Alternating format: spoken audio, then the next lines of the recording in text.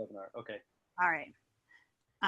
You've probably heard of the process before, and this is a national professional development program. It is optional, and it was established in '87 just to find a really higher level professional development program for teachers.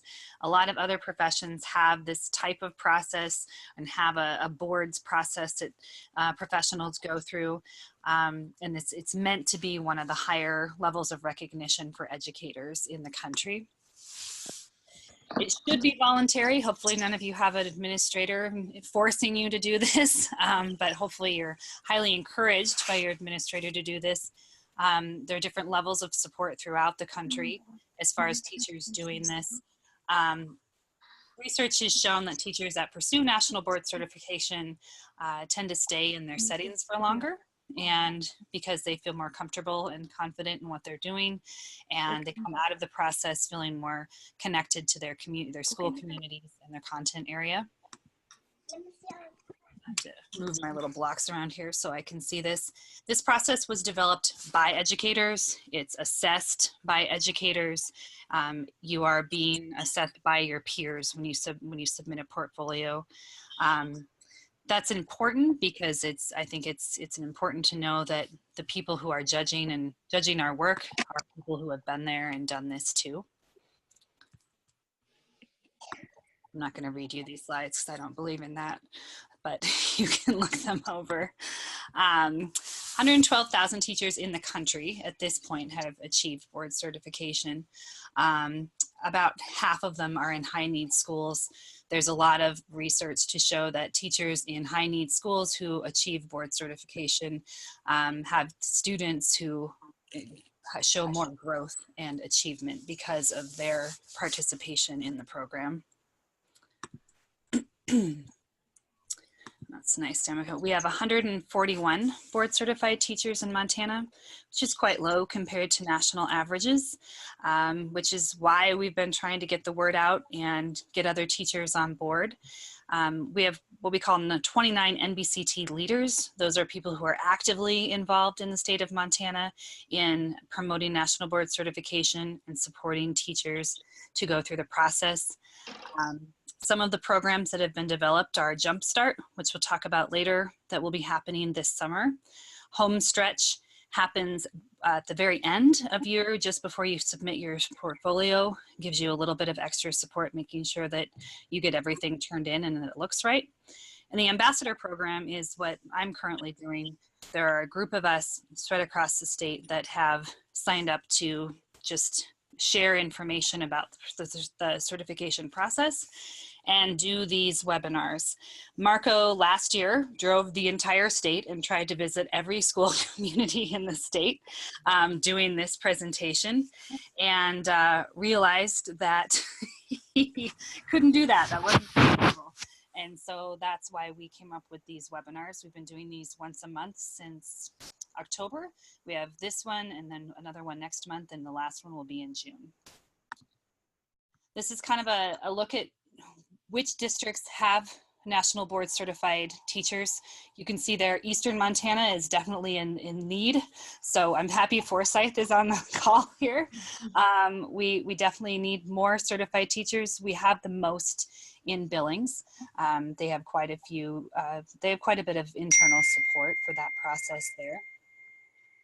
And quite a few in the Gallatin Valley too, in Belgrade and Bozeman. We kind of went over that. So basically the process allows you to look closely at your teaching practice, what you want to improve and what you can improve, what your students need from you at that moment, and just elevating your skills. Is this someone asking a question? No? It's got some feedback. And it's just, it's one of those self-paced professional development projects that it is just you and your students and doing what you can learn and during the time that you are involved in the process. When you achieve certification, you are recognized throughout the state. It doesn't happen right away, but you do find the doors opening to more opportunities.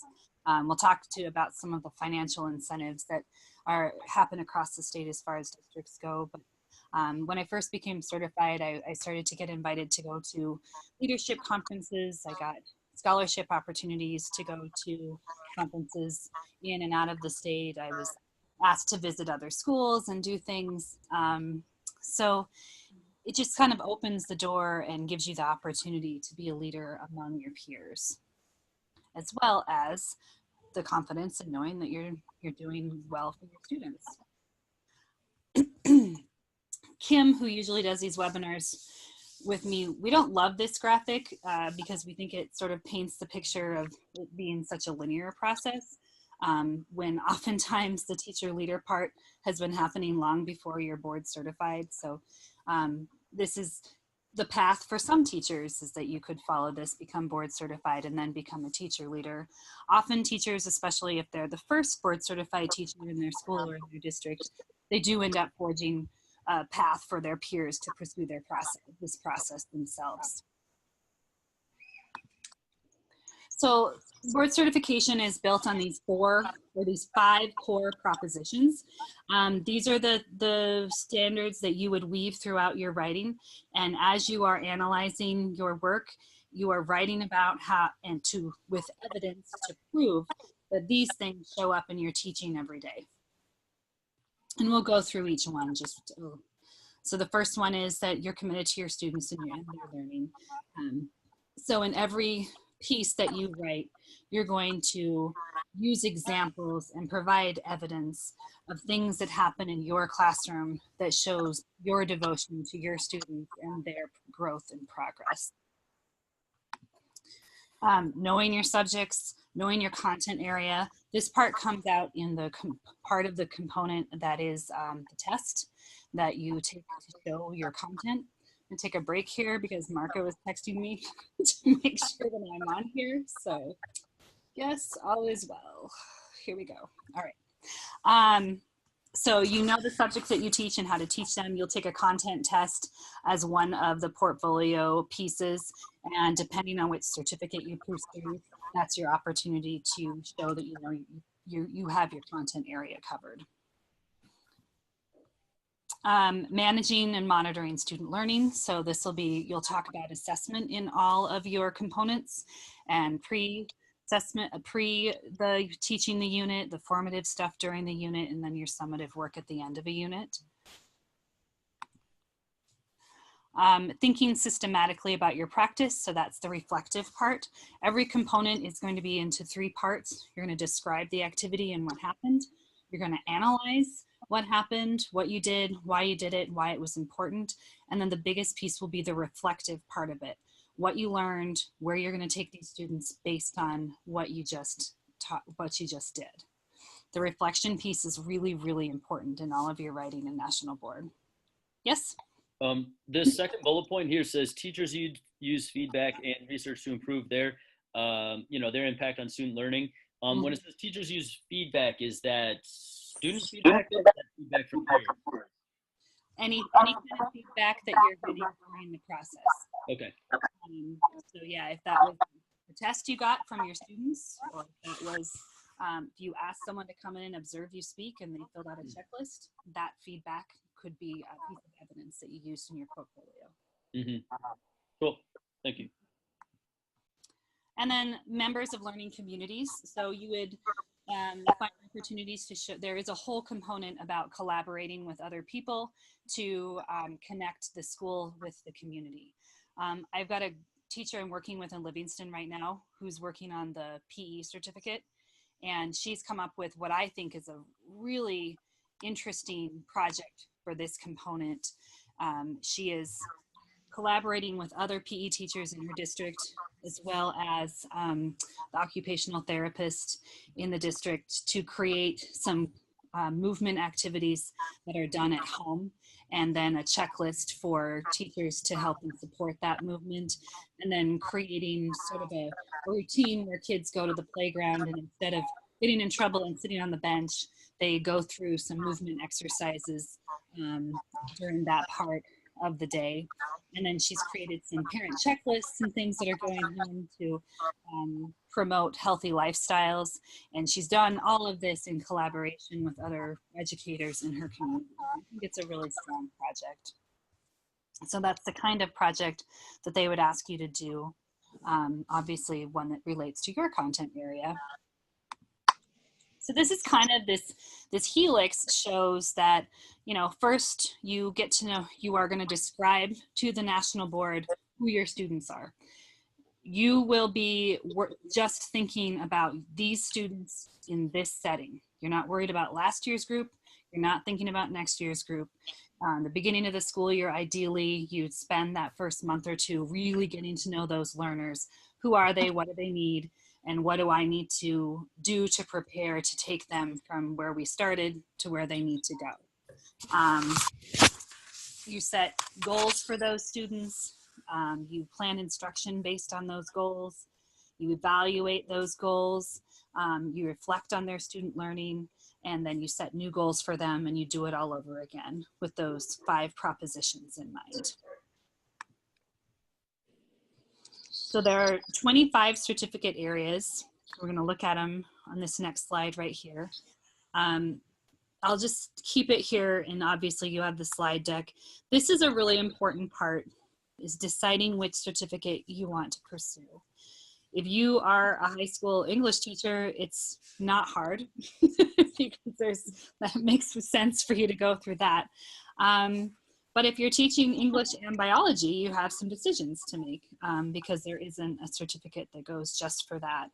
Elementary school teachers, you have generalist is one option, and that means you'll have a component for various content areas. You'll do a component for math, you'll do one for reading, you'll do one for science. I chose literacy, reading and language arts, because at that time, as a kindergarten teacher, my world was very much driven by literacy skills, and I felt really passionate about developing that part of my classroom. And so my components were only about language arts and literacy, reading and writing.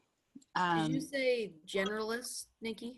Yeah, generalist. And so generalist, depending on the age of your children. So there's early childhood. Katie, you know, you'd go between early and middle. I think you'd have to decide. Okay. As in 3rd grade kind of hits both of those there. So you'd want to decide. The other thing about your certificate area is you'll certify now, and then in 5 years, you'll need to go through what we call maintenance of the certificate, which means you don't have to do it all over again, but you do have to submit a smaller, like a modified version of your certificate. And you need to still be teaching in the same grade band that you initially certified. So if you started in 3rd grade and you got this ages 3 through 8 early childhood and then moved to 5th grade where you were working with kids that were 9 or 10, you wouldn't be able to maintain that certificate. Okay. So something to think about. Also, as you're pursuing this, you want to talk to your principal about it right away. If this takes you 2 to 3 years and you're in a district that moves people around between grade levels or content areas, it could mess up your work if you're suddenly teaching in a different grade level or a different content area. So does everyone had a chance to look at that slide so I can move on? Yep. Okay. Mm-hmm. So if you wanted to get national board, first of all, you have to have a bachelor's degree and a minimum of 3 years teaching experience. You have to have a state license.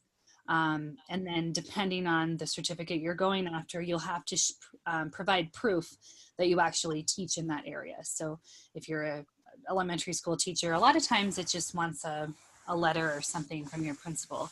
I think there was a survey my principal had to fill out that just confirmed that I was teaching in that area. So the portfolio entries, there are 4 of them. They are numbered 1 through 4. However, you do not have to do them in any particular order. And this is a common misconception that as teachers, we believe we start with number 1 and then you do number 2. That makes logical sense. Actually, the recommendation is to save component 1, which is content knowledge, for the end. because the idea is after you submitted 3 components and gotten to know your particular standards really, really well and learned how to write for national board quality of writing, you're going to go into that test with a lot more confidence than you would if you did it first. However, the teacher in Livingston didn't know that, so she took the test, went in, took it after just right cold turkey, hadn't really prepared for it, walked out of it, thought she had completely failed it, and ended up getting a great score.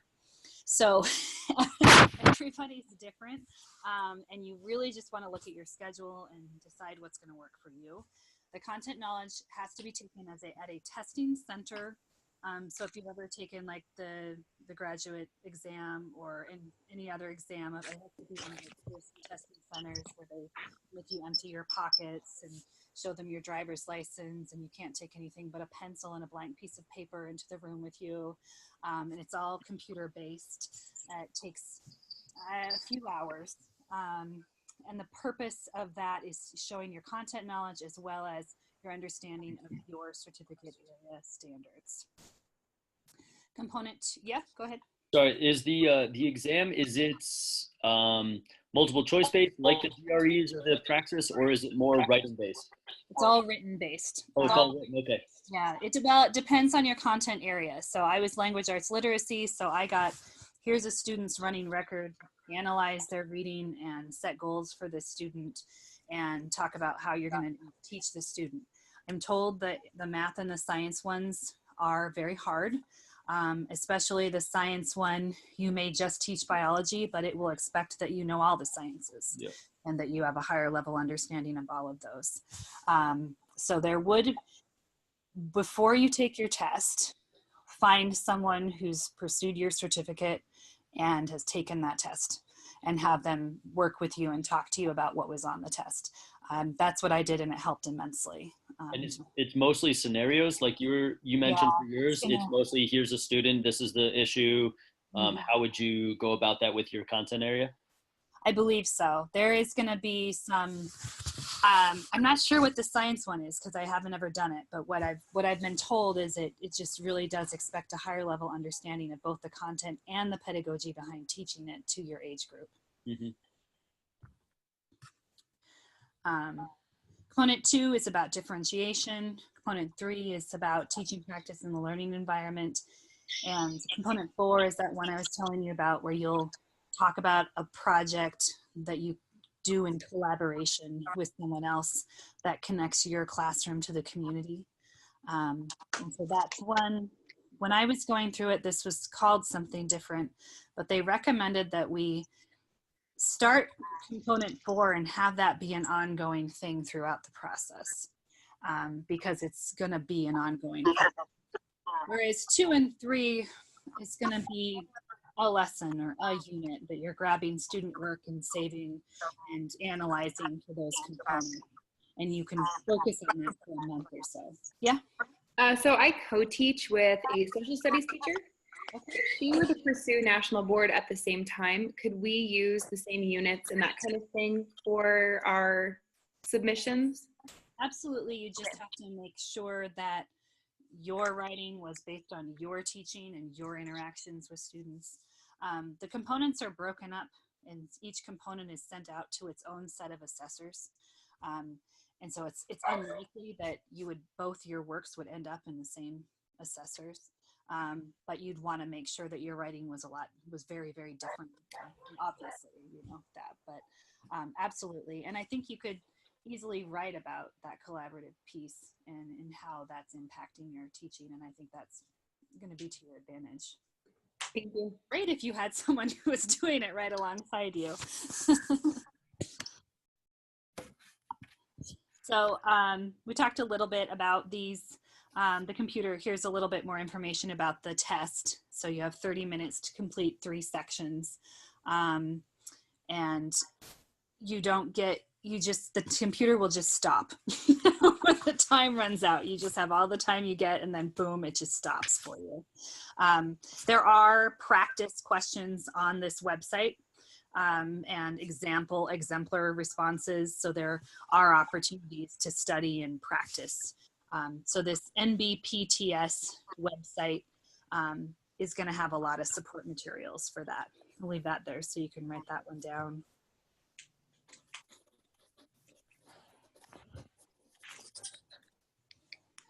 And most testing centers, most towns have testing centers. I had to drive to Helena to take the test. We didn't have one any closer. There isn't one in Bozeman? Nikki? No, not anymore. But I'll check on that because I know there's a testing center on campus at MSU that may have changed in the last 5 years.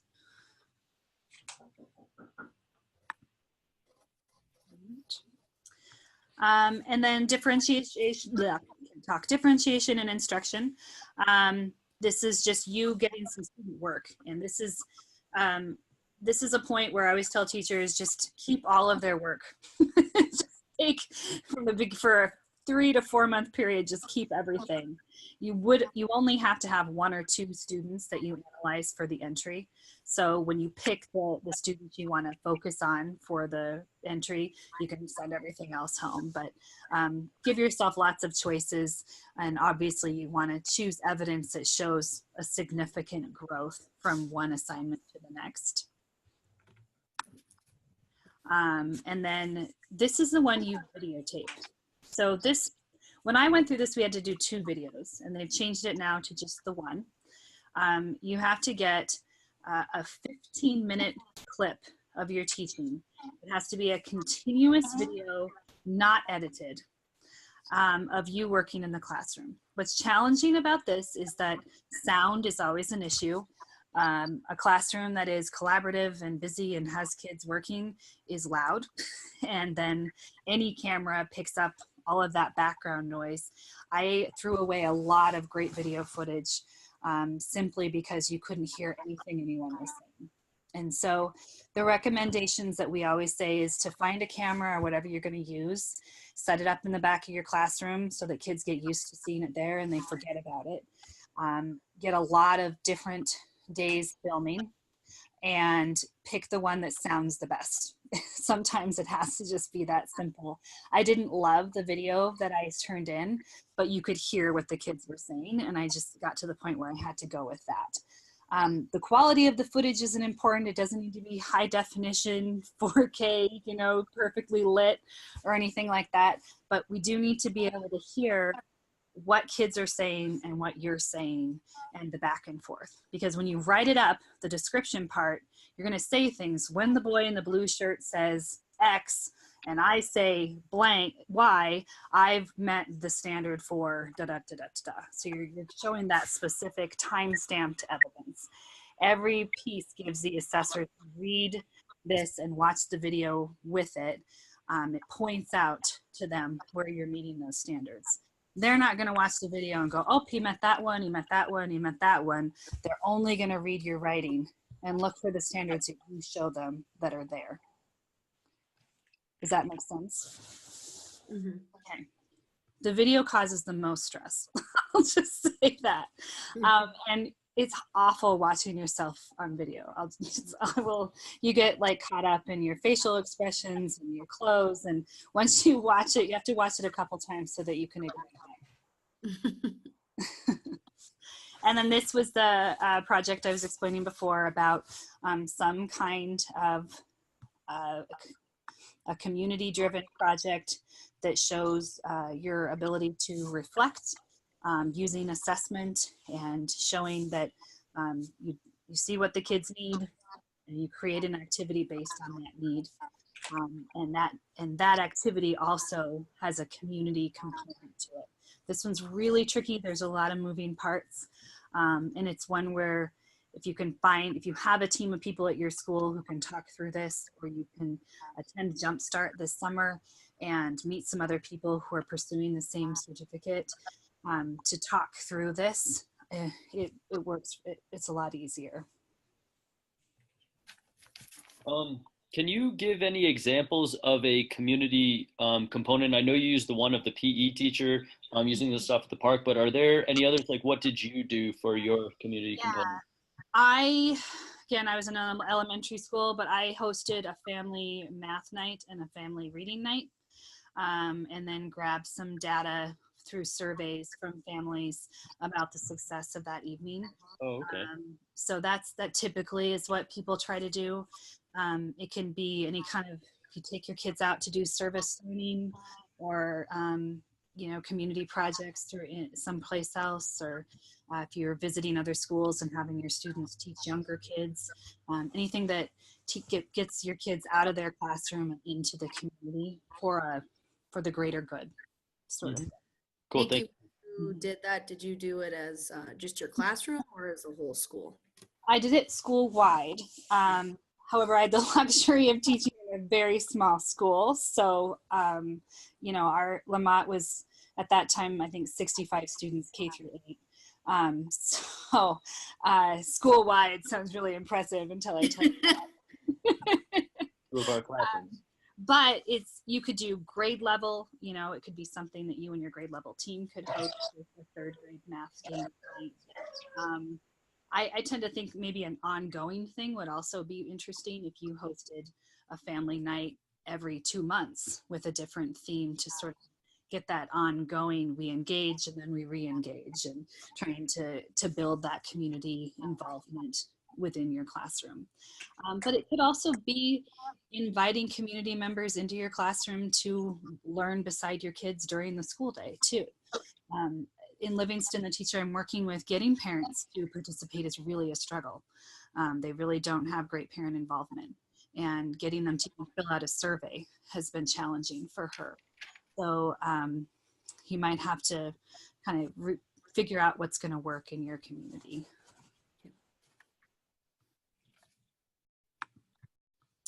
So the way it works is the deadlines are never hard and fast. They're different every year, but most of the time your components are due in May.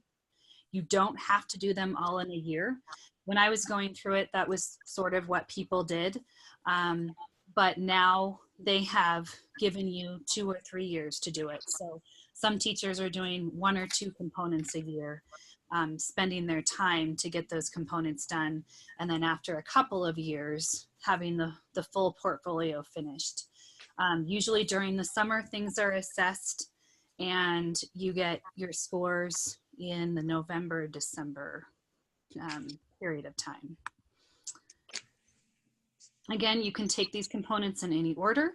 You can do 1 a year, 2 a year, or all 4. I'll tell you my story that I tried to do all 4 in a year because that's what other people were doing. I submitted it all in May and got the scores in November, and I came in 6 points short of certifying, which was soul crushing at that moment. It was very humbling. And so I ended up redoing 2 components because I really just wanted to hit it out of the park on the second attempt. And so I had done fairly well on the test. Some people just choose to redo the test and that gets them the points they need. And it was an easy Saturday thing and they can get what they want to do.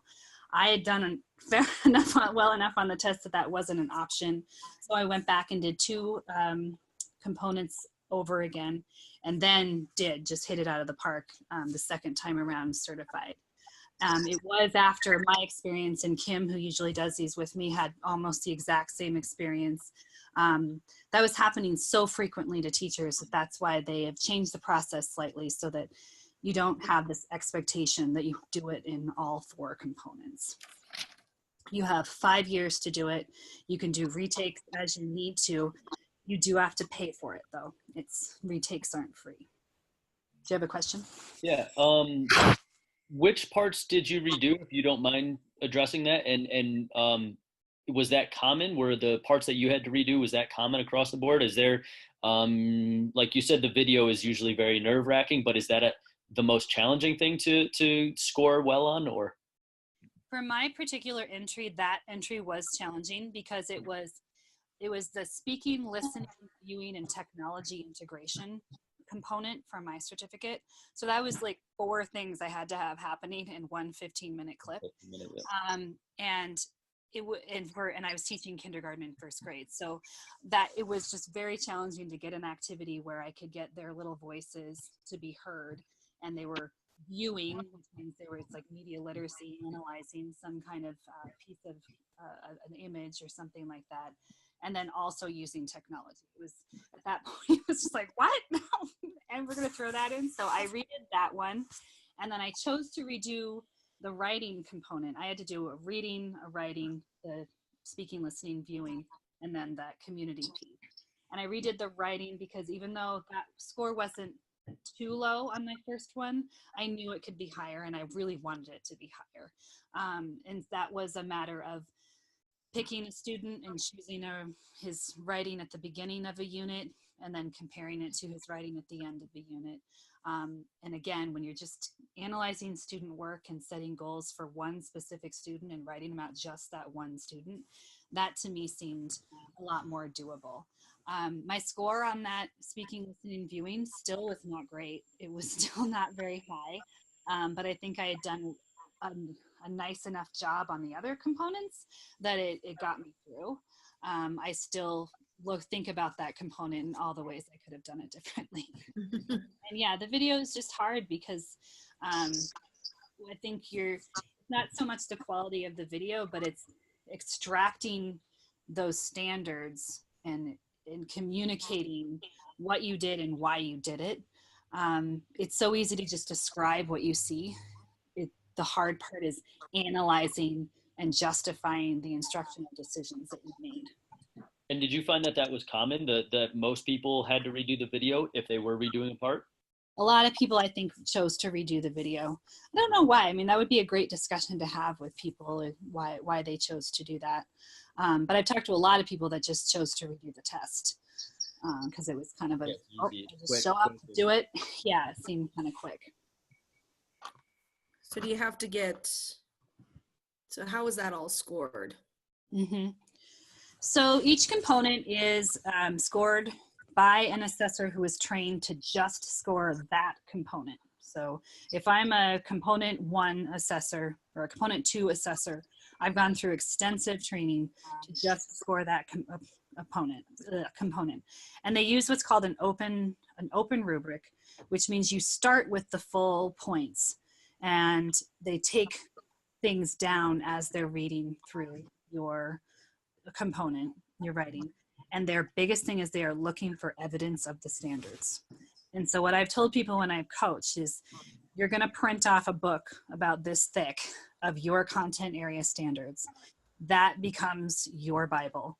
You need to even find ways to insert phrases from those standards into your writing so that they can see those key phrases and that key language that really supports the use of those standards as well as your understanding of them. And, so yeah, go ahead. When you say the content standards, do you mean like my current science content standards or the standards that they provide that they're looking for? Yeah. Okay. The National Board for Professional Teaching standards for your certificate area. Okay, so they actually have standards for each one. Okay. Yeah. Okay. So mine was the early and middle childhood English language arts and literacy. And so it was this book this thick in sections about what exemplary teaching looks like in those areas. There are examples in the standards, and a lot of times you could just read through those examples and use that activity in your lesson, and a lot of it is setting up your learning environment, making sure you have texts that kids can read and that are appropriate for their reading level, and having visuals on the board that they can refer to when they're working, or having some personal element to the classroom that makes the classroom feel safe for all of your learners. So those kinds of key things that you think you're doing, you don't even notice anymore because they're just common part of your practice, but you start to extract and pull those out. It's as simple as before the bell rings and class starts, I'm in the hallway, high-fiving kids, talking to them, talking with them before they enter the room. You do that because that's just what you do, but now you have to write that you do that because otherwise they won't know. So that just all those little details. Yeah. So these deadlines are not, these might be the deadlines. This is ballpark. When you start this process by going to the National Board website and registering there, and you get a username and a login set up, and that's what you use to access that national site. To register costs $75. You have to re-register every year that you're doing this. So that's where the costs can add up the longer you do this. And you have to pay that $75 if you plan to submit a component by January 31st. Although sometimes they say it's February 28th. It just depends on what they're doing for that year. If you get through the process and you do want to change your certificate, you just have to make that decision within the website by the end of January. The submission window for getting your components in is anywhere between April and May. A lot of teachers spend spring break getting it really, if you have spring break, sorry, Katie. Getting that really narrowed down and getting that, that component ready to try and submit mid to late April. I think I did it like right on the deadline. And then your testing window is between March and June 15th. So what I did was submitted my portfolios. I didn't think about the test at all until I had submitted all of my components. And then I focused all of my energy and effort to prepare for that test and took the test, I think, at the end of May or something. And I found that to be really beneficial. And then the scores come anywhere between November and December. You log into the National Board website and they'll give you a score report. The hard part is you get no feedback. You get a number. That's all you get. You have no idea why you got that number. You have no idea what should have been stronger. I don't agree with that kind of feedback. That's not what we would ever give our students. We always, right? So that's what's hard. It's like, 6 points, really? Like, where could I beef this up? But that isn't the process. So you don't even see the rubrics? You don't even see what you got on each section? You just see a total score? You see a score for each component. For each component? Okay. So you at least know, okay. So you know which components were stronger than others. I was going to say where you can improve on. But you don't know why. Oh, you know that you need to improve, but you're not sure where. Yeah. One question on this timeline here. You said payment deadline is January 31st, and that is that's the $75 registration, and that you only have to pay if you are going to submit something by the April to May window. Right. So could I go through the process of doing all this stuff in my classroom next year, but not pay the $75, not submit anything, and then just wait till the following year and like almost do a test trial and just see if things go well? And if it goes well, be like, oh, well, that video was awesome. I'm going to use it. I believe so. Okay. If you wanted to do that, I think you do, when you decide you're going to work on a component, you do have to commit to that component and pay before you submit. Okay. But I want you don't pay per component, do you? You pay per component. Per component, okay. Yeah, and that's my next slide here. Oh, okay. Sorry, I'm jumping ahead. $475 per component plus that $75 fee. So you can see kind of, the longer it takes, the more expensive it is. The faster you do it, the cheaper it is. So you kind of have to decide what your budget will allow. But Kim is always better at answering the paying question. So I'll get back to you because I can't remember if you have to pay that $475 when you tell National Board you're working on it and you plan to submit, or if you pay it when you submit. That's the question I have. So let me get back to you on that one. It was very different when we went through. It was $2,200, bam, all up front, you pay it. And so the fact that they're breaking it down for $475 per component is a little bit more budget friendly. A little. And then you do get 60 OPI credits from MFPE for doing it, which is what you need to certify every 5 years. So you've got your certification for your next re-up all taken care of. And then depending on where you are, your district may offer incentives. So the legislature 2 years ago passed this incentive package that the state matches up to, depending on where you're teaching, up to $2,000 every year. So this is what's really cool, is that the minimum you'll get if your school has no incentive program, the state will send you a check for $500 every year for the life of your certificate. But if you're in a school district that already has a stipend program in place, there is a match program. Do you in Bozeman know what your match is? Has anyone told you about that? It's I believe it's 2,000. Okay, and that's every year. Yeah. The life of the certificate. Yeah. Which is great when you think about what you put into it and what you're going to get back out of it. When I was going through, there was no process at my school. I had to go to the school board and tell them what this was and ask them to create an incentive for me. And so they added a lane to the salary schedule that I could just move into. And I opted for that because I have friends in Arizona who had gotten a stipend. They had hard times in Arizona, froze the salary schedule, and cut all stipends, including the national board stipends. Oh. I don't believe that's likely to happen in Montana, but working for a really small school, I was like, I don't want to risk it. So adding that lane there was, for me, another way to move over on the salary schedule. And then if you're in an identified high needs district, the payout is more. You'll want to talk to your district or your union representative about the details of what your incentives will be. So there are some resources for you. The MBPTS Candidate Guide is a good place to start. And it's old-fashioned, but print it all out and put it in a 3-ring binder because you're going to want to sticky note it and write all over it and ask questions about it, and you're going to read it 100 times. So just get a 3-ring binder and invest in a little bit of paper and ink and take that thing with you everywhere you go. And then Jumpstart, the registration is open. And I'll talk a little bit about what that is in just a minute.